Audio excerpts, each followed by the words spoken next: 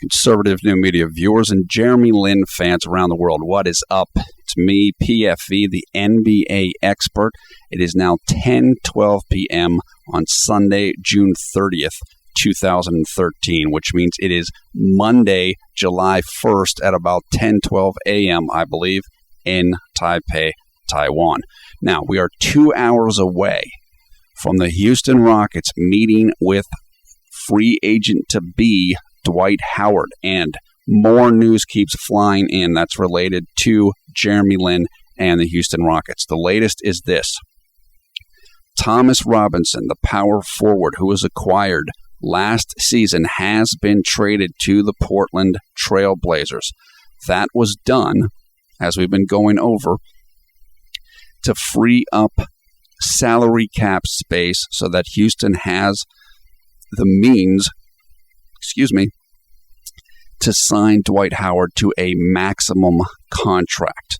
Now, from other reports I've seen, Houston is still a little bit shy of being able to offer Dwight a full max deal, but they're very, very close. And the salary cap is not going to be formally announced until July 10th. In other words, the number might go up. The cap number might go up a little bit. If it goes up slightly, then Houston probably does have enough to offer Dwight Howard a deal, a maximum contract. That's what I'm thinking. If not, they are very close. They're certainly within, I believe, $1 million per year. I think they're even closer to that. So they're very close to that right now. But after Thomas Robinson was dealt, Ken Berger of CBS Sports put out a article saying that Jeremy Lin and Omer Asik are now being made available in trade talks by the Houston Rockets. Obviously, we heard this the other day from Mark Deeks, I believe his name is. Mark, I hope I'm getting your name right, who said that he had heard that Jeremy Lin was available. Well, now someone pretty big in Ken Berger is saying that. There's been discussions already by Berger and others that maybe Jeremy Lin could go to the Detroit Pistons for Jose Calderon in a sign-and-trade. Calderon is currently, I believe, an unrestricted free agent, or he's about to become one in 2 hours. And so, I mean, Houston could pick him up outright, but if Houston gets rid of Jeremy, then they're going to get rid of him to get rid of his contract because they're going to want to have salary cap room to sign somebody else. So they would want to do a sign and trade rather than outright sign Jose Calderon because they want to trade Jeremy so they can get rid of his contract. And I believe Berger said in his article, and I'll put that in the video description below the video player with information about it. Berger saying that if Lin is traded, Houston wants to get back a starting point guard. So we've heard discussions by Deeks and others that Houston wants to give room for Beverly because Beverly's so great. Well, I guess he's not great enough that Houston's ready to name him the starter if, as Ken Berger says, Houston's looking to get back a starting point guard. So this isn't about Patrick Beverly then.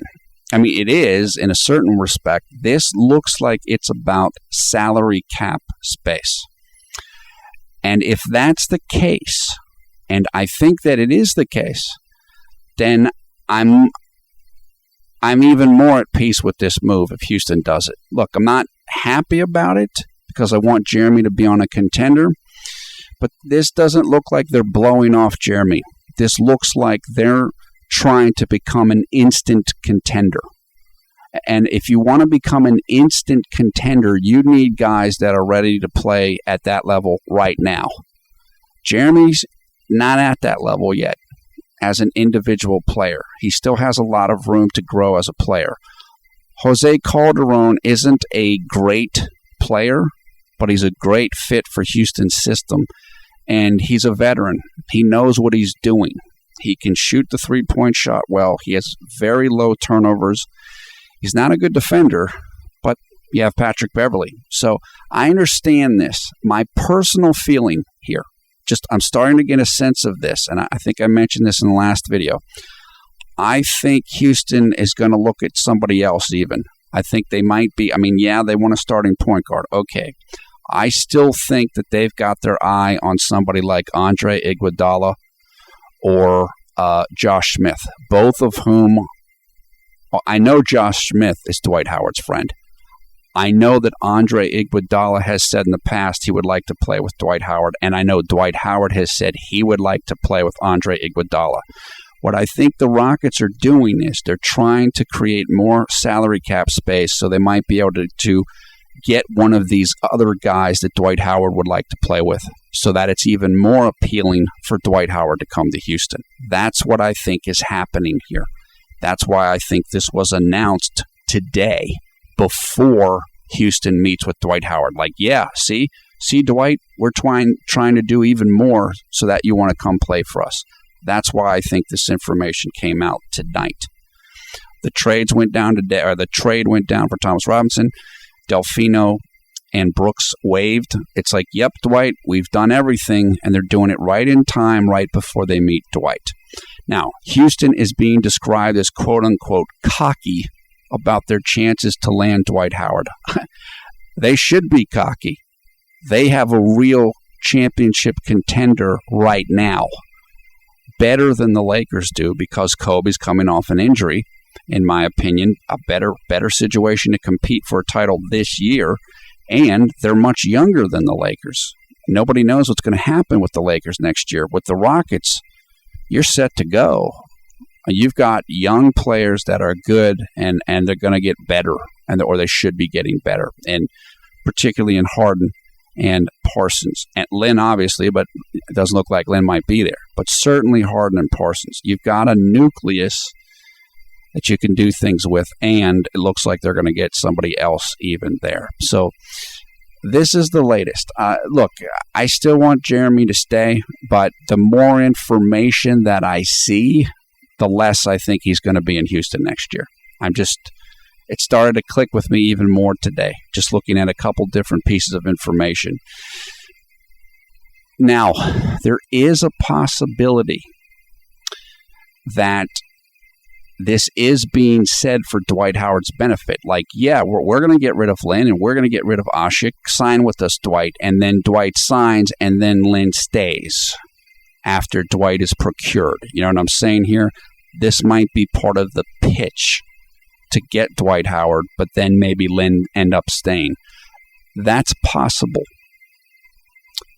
That is possible. But I'm leaning towards the conclusion that I wrote in the comments of the last video of if Dwight Howard comes, Jeremy Lin's gone. That's what I think is the possibility or the probability of what's going to happen. So more information is going to be coming in. We're probably not going to know anything for certain until Dwight Howard makes his decision. Now, the decision's formally going to be made on the 10th, but that doesn't mean that information won't be leaking out before then. It almost certainly will be leaking out before then. There will be information that leaks out tonight after Houston meets with Dwight Howard. Was it a good meeting? Was it a bad meeting? Blah, blah, blah, blah. So you're going to hear a whole bunch of stuff. I don't think Houston will make a move on trading Lin unless one of two things happens. Number one, they know Dwight Howard's going to sign with them. They're sure of it, absolutely certain. Or somebody makes a crazy offer to them. Like, hey, we're going to give you, all these things for Jeremy Lin. My guess is that's not going to happen. So what I'm saying is I don't expect Jeremy to get traded, even if he's going to be traded, unless Houston is certain Dwight Howard's going to sign with them. So I don't expect that to happen until right around July 10th when Dwight Howard can sign, or after that, or a few days before when Houston has basically gotten the signal, Dwight Howard signing with you. So that's the latest. It's, Clutch fans, Real GM, Twitter, just going nuts. Everybody's going crazy. Look, Do I want Jeremy Lin in Detroit? Not really, because they're not that good. On the other hand, depending on what you have Will Bynum, I believe, and Brevin Knight, is it? I can't remember, Brandon Knight. Jeremy might get to play a lot and hone his skills. So I would like Jeremy on a contender, but if he can't be on a contender, put him somewhere where he can play a lot and develop his game further. As we've talked about, Jeremy has a long way to go with his game. He does. And he needs to sharpen those abilities and skills. If he can go someplace where he can do that for a couple years, that's fine. It's not perfect, but it's fine. And again, the key for Jeremy, as True Picked said, let's not be mad at Houston. Okay, if Houston's trying to max their roster and go for a championship right now, I understand that. That's, I get that. Jeremy's going to get paid. Jeremy, no more sleeping on the couch. Jeremy can work on his game now. And he's healthy now. So even if he goes somewhere else, that's okay. Because now he's in good shape. Now he can focus on improving his game. Clearly, that's what he's doing this summer with the shooting and the other things that he seems to be doing. So, it's going to take him a couple of years anyway to get to where he hopes to be. So that's fine. I'm okay with that. So that's the latest. Your comments below. Thumbs up, thumbs down. Once again, I am Paulie Filial, the NBA expert. Thanks a lot for watching Conservative New Media. We strive to be the #1 Jeremy Lin YouTube fan channel. Information is fluid, folks. We'll keep making videos as more information comes in. Thanks a lot to Joyce Ward, FP. I'm sorry, I don't remember your whole name. FP, whatever, the person that's leaving. You guys are giving me more information, which is helping me out too. And because I'm looking at 100 different places at once, so I appreciate that you guys are leaving information. As you guys saw, I banned whatever the guy's name is, Miguel Rodriguez or whatever, making, comments that are just totally inappropriate. Look, if you don't like Jeremy Lin, that's fine. If you don't like me, that's fine. I have very little problem when people take shots at me. I don't like it when people take shots at other commenters, particularly stuff, race, nationality, whatever. Don't do that. Very rarely will I delete a comment or ban somebody if they're taking shots at me. Somebody did that the other day. Like somebody named, I want to say LaShawn Thomas or something, or Thompson or something. So apparently a former subscriber now, and he was saying, "Oh, you're a cult leader," and all this other stuff, and running down me and running down Lin. That was too much. It was just got it into just silliness.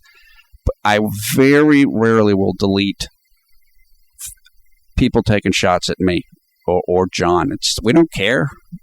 We know that's going to happen. I mean, if you look at the video about LeBron versus Kobe I made about a week ago, there's all kinds of nasty comments in there about me. I don't care about that.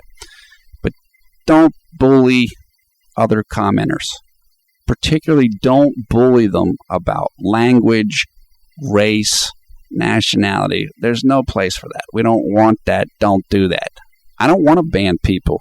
I don't care if people are around, but don't get into stuff like that because then I have to ban you. Okay? That's it. I hope everybody's having a great summer or winter if you're down in Australia where Melody Ting is. We'll see what happens. Again, as I told you guys, Jeremy is going to be fine wherever he is. He's on track now. He's got his money. He's got his health. He knows what he needs to work on. That's the one thing that's good about him being with the Rockets this year. Now he really recognizes what he's not good at, and now he can work on that. That's good. Hopefully, if he goes somewhere else, he can go somewhere where there's a veteran point guard that can help him out.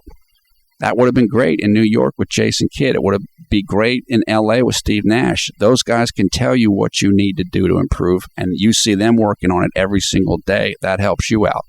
Steve Nash doing his ball handling drills every single day in practice. You find out what you need to do. So we'll see. But even if he doesn't get that, he's going to be all right. So like I said, I'm okay if he leaves Houston. I hope he stays, but it's okay if he leaves, and he's going to be just fine. All right, talk to you guys again soon. Take care.